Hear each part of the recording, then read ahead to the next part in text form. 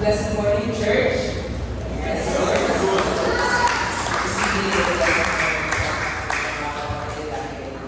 We're excited about our beautiful morning and portray for us to worship our Father and glorify His name. Given to God. Amen. Dapat mo tayo po sa ating Panginoon. Sige po tayo muna dito kayo. At basahin mo natin sa 1 John chapter 4, verse 4. It says, "You, dear children, are from God, and have overcome them, because the one who is in you is greater than the one who is in the world." Whatever we're struggling with right now, mga kapatid, financial problems, broken relationships, sickness, addiction, mental health problems, this means some big problems, mga kapatid, but we have a bigger God. Amen. And He is our powerful and sovereign God who's in control of everything. So we put our trust in Him and Him alone. As we sing this song, mga kapatid, let us remember that we have a greater God. Handa tayo magtanggol, handa tayo iligtas. Napatunayan ang nagawa nito ng Panginoon sa atin 2,000 years ago. Kaya wala nang buwang ang anumang doubt, wala nang buwang hesitation para hindi natin siya pagtiwalaan.